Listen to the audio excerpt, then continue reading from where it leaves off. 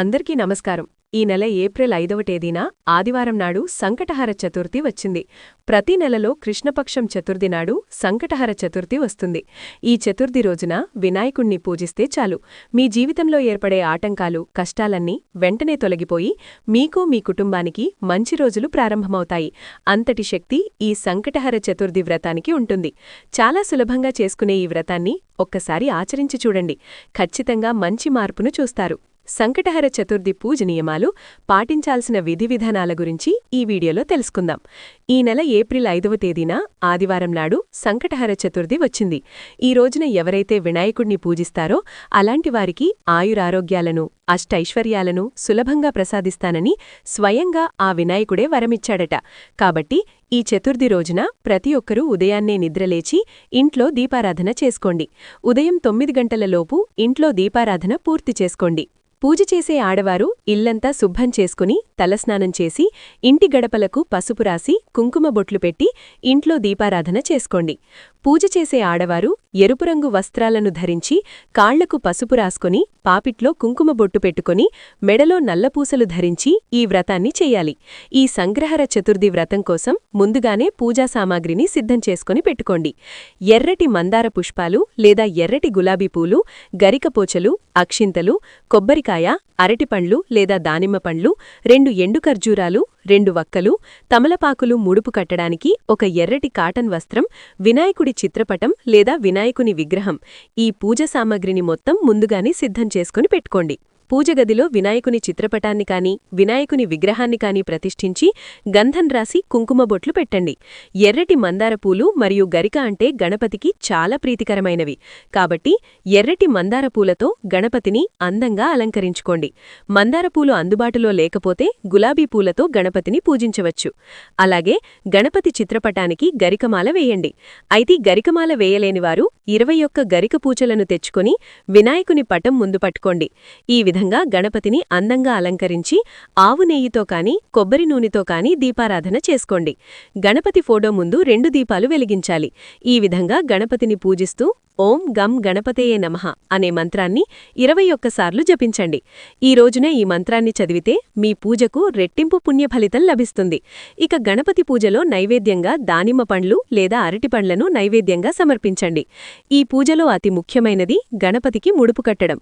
ముడుపు ఎలా కట్టాలంటే ఒక తెల్లటి కాటన్ వస్త్రాన్ని కాని, ఎరుపు రంగు కాటన్ వస్త్రాన్ని కాని తీసుకోండి.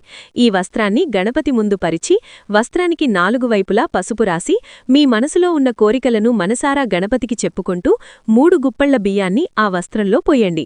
ఆ తర్వాత 2 ఎండు ఖర్జూరాలు, 2 వక్కలు, 11 రూపాయి బిళ్లలను దక్షిణగా పెట్టి మీ మనసులోని కోరికలను మరోసారి తలుచుకొని 3 ముడులు వేసి ముడుపు కట్టుకోండి. ఈ ముడుపును గణపతి ముందు పెట్టి ధూపం సమర్పించి ఒక టెంకాయను పగలగొట్టండి. చివరిగా గణపతికి హారతి సమర్పించి సంకటహర చతుర్థి వ్రతకథను చదివి 3 ప్రదక్షిణాలు చేసి మీ పూజను ముగించుకోండి. ఈ విధంగా ఉదయాన్నే ఇంట్లో దీపారాధన చేసి మీ దగ్గరలో ఉన్న గణపతి దేవాలయానికి వెళ్లి గణపతి ఆలయంలో ప్రదక్షిణాలు చేయండి. గణపతి దేవాలయం అందుబాటులో లేనివారు ఇంట్లో ప్రదక్షిణాలు చేసుకున్నా సరిపోతుంది. ఈ వ్రతాన్ని చేసే ఆడవారు ఉదయమంతా ఉపవాసం ఉండాలి. కట్టిక ఉపవాసం లేకుండా పాలు, ఫలు మరియు సగ్గుబియ్యం స్వీకరించవచ్చు.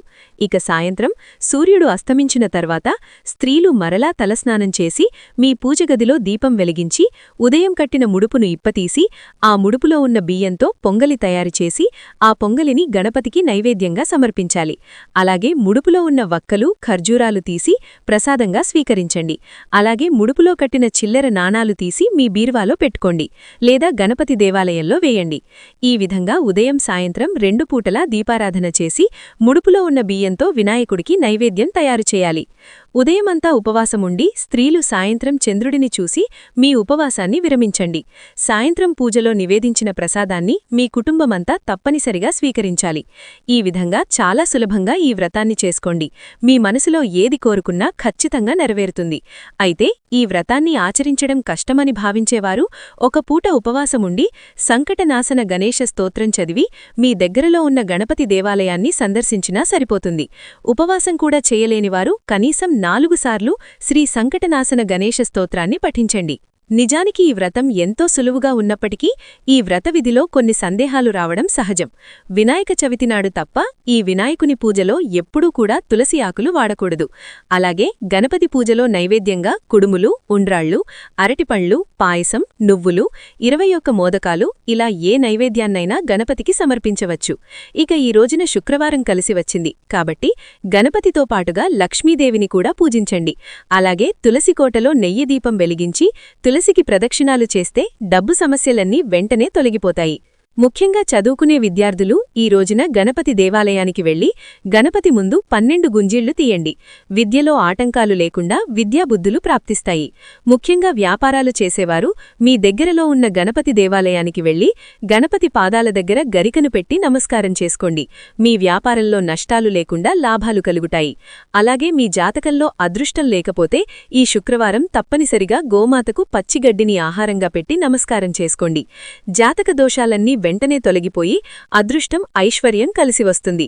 మీ వంశంలో పితృదోషముంటే మీ కుటుంబంలో తరచు సమస్యలు ఏర్పడుతూనే ఉంటాయి. కాబట్టి ఈ శుక్రవారం ప్రతి ఒక్కరూ రావి చెట్టుకు 3 ప్రదక్షిణాలు చేసి రావి చెట్టుకు నమస్కారం చేసుకోండి. ఇక కోర్టు సమస్యలు మరియు శత్రుబాధలతో ఇబ్బంది పడేవారు ఈ సంకటహర చతుర్థి రోజున వినాయకుని దేవాలయానికి వెళ్లి గణపతికి మందార పూలు సమర్పించండి. ఈ వ్రతం చేయడం కుదరనివారు ఒక మంచి బ్రాహ్మణుణ్ణి పిలిచి అతనితో చేయించుకోవడం సర్వవిధాలా శ్రేయస్కరం. ఇక శనిదోషాలతో ఇబ్బంది పడేవారు ఈ రోజున బ్రాహ్మణులకు నల్ల నువ్వులు దానం చేయండి. అలాగే మీ కుటుంబంలో సమస్యలు ఉన్నవారు జిల్లేడు పూలతో గణపతిని పూజిస్తే మీ కుటుంబంలో ఉన్న సమస్యలన్నీ తొలగిపోయి సుఖసంతోషాలు పెరుగుతాయి. అలాగే భార్యాభర్తల మధ్య తరచు గొడవలు ఏర్పడుతుంటే గణపతి దేవాలయానికి వెళ్లి గణపతికి అరటిపండ్లు సమర్పించండి. భార్యాభర్తల మధ్య సఖ్యత పెరుగుతుంది. ముఖ్యంగా ఈ సంకటహర చతుర్థి రోజున మీ ఇంటి గుమ్మం బయట కుంకుమతో స్వస్తిక్ గుర్తును వేసుకోండి. మీ ఇంట్లో ఉన్న నెగటివ్ ఎనర్జీ మొత్తం తొలగిపోయి మీ ఇంట్లోకి పాజిటివ్ ఎనర్జీ ప్రవేశిస్తుంది. ఇక ఉద్యోగం కోసం ఎదురుచూసేవారు ఈ సంకటహర చతుర్థి రోజున చదువుకునే విద్యార్థులకు పుస్తకాలు మరియు పెన్నులను దానంగా ఇవ్వండి. మీరు కోరుకున్న ఉద్యోగం త్వరగా లభిస్తుంది. దీర్ఘకాలిక అనారోగ్య సమస్యలతో బాధపడేవారు ఈ సంకటహర చతుర్థి నాడు రాత్రి సమయంలో చంద్రుడికి పచ్చిపాలతో అర్ఘ్యం సమర్పించండి. అనారోగ్య సమస్యలన్నీ తొలగిపోయి మీ ఆయుష్షు పెరుగుతుంది. ఈ సంకటహర చతుర్థి వ్రతాన్ని ఆచరిస్తే కలిగే లాభాలేమిటో తెలుసుకుందాం. సంతానం లేనివారికి సంతాన ప్రాప్తి, రాజ్యప్రాప్తి, కుజదోష నివారణం, అకాల మృత్యుహరణము, జ్ఞానప్రాప్తి, ఆయురారోగ్యాలు, అష్టైశ్వర్యాలు, రుణ విముక్తి, వివాహం కానివారికి వివాహయోగం, పనుల్లో ఆటంకాలు లేకుండా విజయప్రాప్తి, జాతక దోష నివారణ ఇలాంటి సమస్యలన్నీ వెంటనే తొలగిపోతాయి. అనేక లాభాలు ఉన్న ఈ వ్రతాన్ని ప్రతీ నెలా చేస్తూ ఉంటే మీ కుటుంబంలో కష్టాలు లేకుండా సుఖసంతోషాలు పెరుగుతాయి. చూశారు కదా ఈ వీడియోని. ఈ వీడియో గనక మీకు నచ్చినట్లయితే లైక్ చేయండి, షేర్ చేయండి, సబ్స్క్రైబ్ చేసుకోండి. Thank you for watching.